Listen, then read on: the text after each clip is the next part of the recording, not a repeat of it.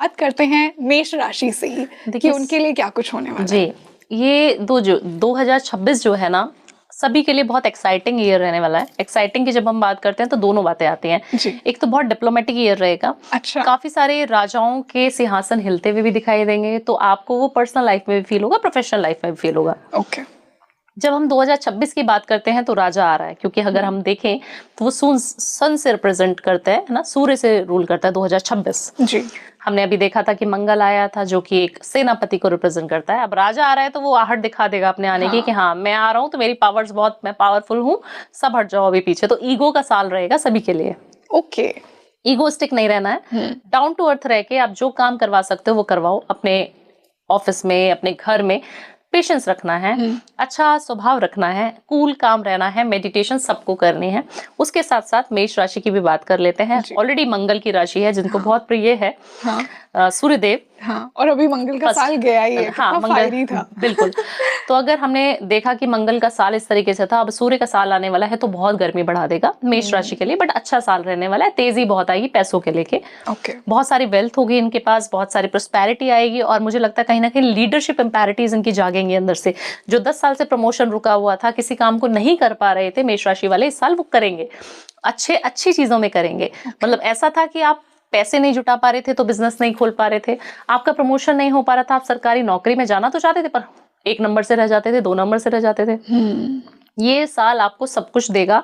Anger issues नहीं रखने हैं, बस गुस्से पे कंट्रोल करना है मेष राशि वाले को, क्योंकि ऑलरेडी ये गर्म दिमाग के होते हैं जी, क्योंकि मंगल इनको पूरी एनर्जी दे देता है। हाँ। एनर्जी देखिए, मंगल की ना एनर्जी को आपको बैलेंस करना आना चाहिए।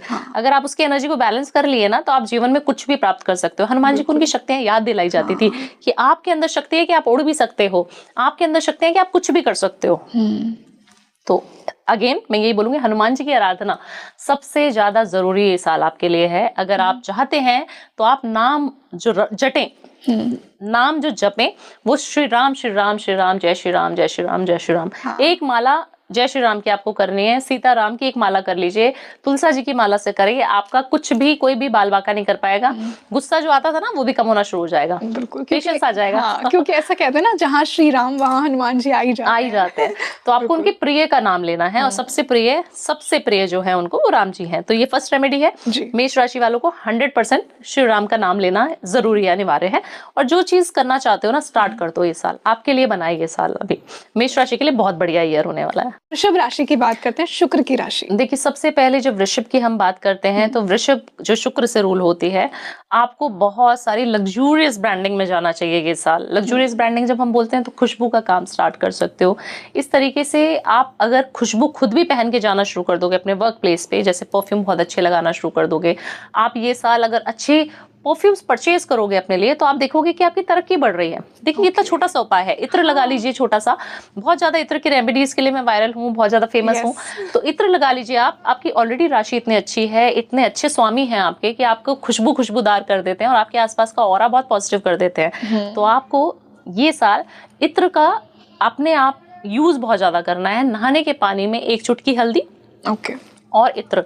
हल्दी हमारे बृहस्पति को रिप्रेजेंट करती है, हमारे गुरु को और अच्छा कर देती है। तो आपको क्या करना है, अगर आप वृषभ राशि वाले हैं तो आपको सबसे पहले पेशेंस रखना है। अगेन आपको बहुत ज्यादा स्पेंड नहीं करना है, पैसा इधर उधर देना नहीं उधार। आपके लिए थोड़ा सा हेल्थ में चैलेंजेस आएंगे। हेल्थ में जब हम बोलते हैं तो कम हो सकते हैं, बच्चा कंसीव करना चाहते हैं बट हो नहीं रहा है। ये साल सूर्य का जो साल है, इसमें आपको बच्चा होने में दिक्कत होगी। आपको हो सकता है गट की प्रॉब्लम बहुत ज्यादा हो, पेट खराब होने की ज्यादा प्रॉब्लम हो। अल्कोहल का कंजप्शन ज्यादा हो जाता है इन लोगों के साथ, अक्सर देखा जाता है, क्योंकि मैं बहुत सारे देखती हूँ कुंडलियां। तो जितने भी मैंने देखा है वृषभ राशि वालों को, हार्डकोर नॉन वेजिटेरियन, भोग और विलास के स्वामी माने जाते हैं शुक्राचार्य। तो आप देखिए कि इनको एडिक्शन तो होती है, या तो स्मोकिंग की रहेगी, नहीं रहेगी तो अल्कोहल की होगी, अल्कोहल की भी नहीं होगी तो अपने काम की बहुत ज्यादा एडिक्शन रहेगी, या फिर इधर उधर आंखें सेकने की आदत रहेगी। तो आपको बहुत ज्यादा रोमांटिक मिजाज वाले मिलेंगे वृषभ राशि वाले।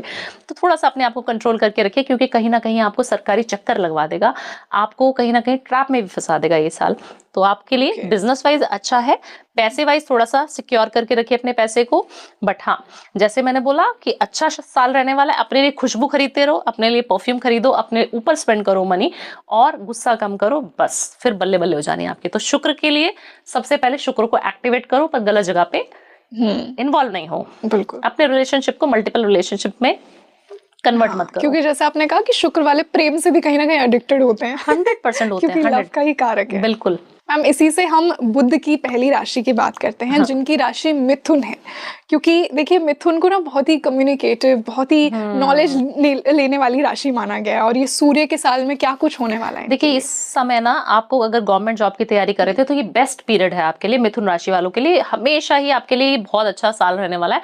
आप देखना, पूरे साल आपकी तरक्की होनी शुरू हो जाएगी।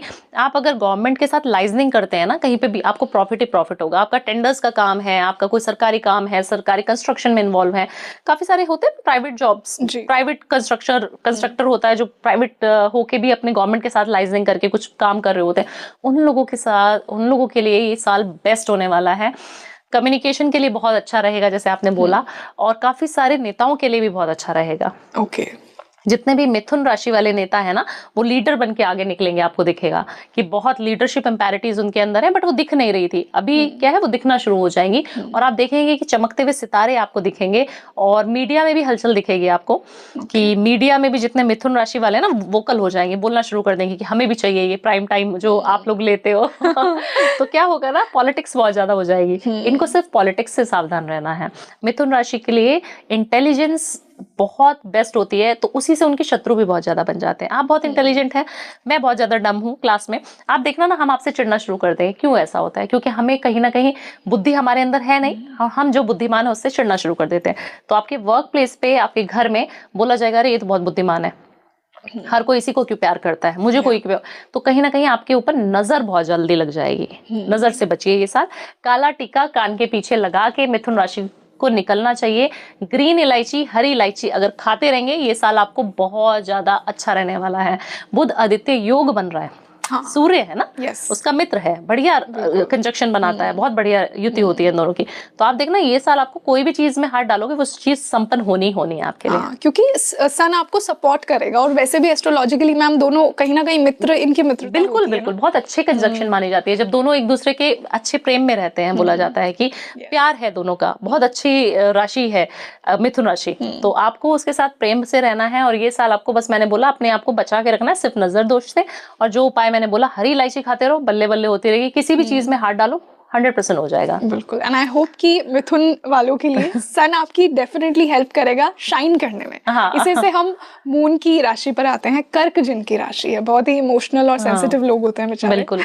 और कहीं ना कहीं देखिए, हम बोला जाता है कि मून और सन बिल्कुल विपरीत पर्सनालिटीज है ना। एक बहुत एग्रेसिव, जल्दी जल्दी काम चाहिए उसको, राजा चाहिए। और सन जब भी चंद्रमा के साथ युति में भी आएगा, तो वो कहीं ना कहीं इम्पैक्ट दोनों का डिस्टर्ब होगा, नहीं कर पाएंगे दोनों एक दूसरे को।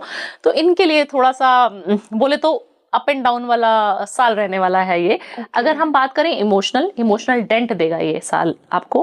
आपका पार्टनर आपके ऊपर डोमिनेट भी करेगा, आपको डोमिनेट करेगा। आपको कोई काम शुरू करना है तो आपको बहुत स्ट्रगल करनी पड़ेगी, बहुत मेहनत करनी पड़ेगी, बहुत मशक्कत करनी पड़ेगी। आपको करना क्या है, अपनी माता से ना आपको चांदी का कोई भी चीज गिफ्ट में ले लेना है, और उसके ऊपर कुमकुम, जो हम तिलक लगवाते हैं ना कुमकुम का, वो लगवा के ले लेना है। आप गिफ्ट में लीजिए, जैसे पायल है, फीमेल्स पहनती हैं, पायल ले लीजिए। मेल है तो कड़ा ले सकते हैं, चांदी की चेन ले सकते हैं। 2026 में आपको अपनी माता से कोई भी सिल्वर की चीज, ज्वेलरी लेनी है, और उस पे कुमकुम का तिलक लगा के अपने घर से लेके आ जाओ। ये आपके मून को बैलेंस करेगा। ये आपके मून को बैलेंस करेगा, साथ के साथ जो सूर्य की गर्मी है उसको भी अच्छा करेगा। तो आपके रिलेशनशिप विद योर पार्टनर अच्छे रहेंगे। आपके मूड स्विंग्स जो होते थे वो नहीं होंगे। आपको जो मन करता था ना हमेशा सडन चेंज का, वो नहीं होगा।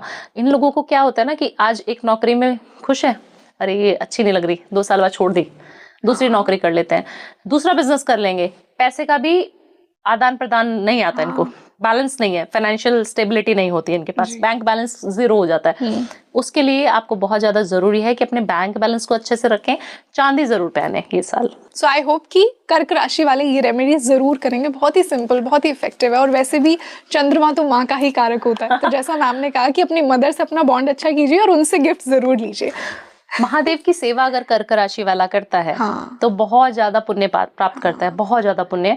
उसके ऊपर ना सारे ग्रहों का प्रभाव ही कम हो जाता है, जो नेगेटिव इम्पैक्ट हम बोलते हैं ना। अगर आपको करना है कि मेरे को बस सिर्फ एक उपाय बताइए भावना जी कि मैं वो करूं और मेरा सब बढ़िया होना शुरू हो जाए, मुझे नहीं पता शनि केतु राहु क्या है, नहीं पता ना सब आम जनता को। तो आप समझिए कि आपको सिर्फ महादेव पे 1 लोटा तांबे का ले जाना है रोज।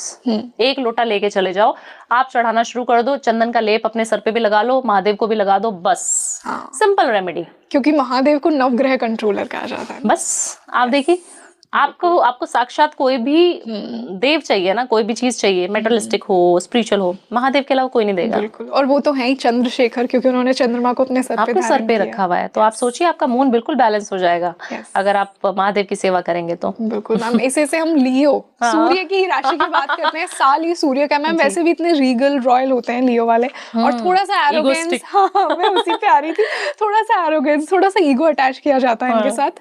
सो क्या रेमेडीज इनको करनी चाहिए अपने थोड़े ईगो को बैलेंस करने? देखिए सबसे पहले ना घर में कलेश नहीं करना है इनका। ना घर में कलेश इस साल बहुत होगा, और सेपरेशन के चांसेस बहुत ज्यादा है अपने पार्टनर के साथ। तो वो हो सकता है लव रिलेशनशिप में भी हो सकता है, मैरिड लाइफ में भी हो सकता है, बच्चों के साथ भी डिटैचमेंट होता है, क्योंकि बच्चों को भी ना डोमिनेट करके रखते हैं, ये नहीं करना वो नहीं करना। तो बच्चे भी कहीं ना कहीं इरिटेट हो जाते हैं इनसे, क्योंकि सिंह राशि एक ऐसी राशि ही है ना, डोमिनेटिंग राशि है, जैसे आपने पहले इंट्रोडक्शन में बताई दिया। तो कहीं ना कहीं सूर्य इनको और पीड़ा दे सकता है। बट पैसों में, गर्मी में, तेजी में, एनर्जी, क्योंकि हम बैलेंस करते हैं ना एनर्जीज को, तो इनको कहीं ना दान करना चाहिए चंदन का। चंदन की जो लाल लकड़ी होती है उसको हम मून से ही रिप्रेजेंट करते हैं। तो अगर आप उसको दान कर देंगे, आप उसको कहीं पे भी दे देंगे, तो आपका तासीर ठंडा रहेगा। जो सूर्य की गर्मी आपके ऊपर आ रही थी ना, वो बैलेंस हो जाएगी। अब कहीं पर आग जल रही है, आप उसके ऊपर पानी डाल देंगे तो वो बैलेंस हो जाएगा, राइट? धुआं तो निकलता रहेगा बट आग बुझ जाएगी। तो अपने मून को बैलेंस रखिए, ज्यादातर मून की रेमेडीज करिए। बहुत अटपटा सा है कि सिंह राशि वाले मून की रेमेडीज क्यों करें, बट आपको बैलेंस करके रखना है। अगर सन वाला सिंह राशि सन से जो रिप्रेजेंट करता है, अगर वो सन की ही रेमेडी करेगा, सूर्य को और तेज कर लेगा, तो उसका तेज इतना ज्यादा हो जाएगा कि वो आइसोलेशन में चला जाएगा, अलग थलग ही रहना शुरू कर देगा कि मुझे तो तुम लोगों के साथ रहना ही नहीं है, घर को बिल्कुल छोड़ देगा वो। इतना ईगो आ जाएगा इस साल उसके अंदर। तो थोड़ा संभल के रहिए। बट हाँ, पैसे के मामले में ये साल उसको कोई बीट नहीं कर पाएगा। सिंह राशि वालों के लिए ये साल 2026 बेस्ट ईयर है, और जितना पैसा बनाना है ना ये साल बना लो। घर खरीदना ना, घर खरीद लो, आग बंद करके इन्वेस्टमेंट करो। 100% आपके लिए अच्छा साल रहने वाला है। बिल्कुल, बस अपना ईगो और एरोगेंस थोड़ा कम कीजिए, जो मैम ने रेमेडीज बताई उनसे।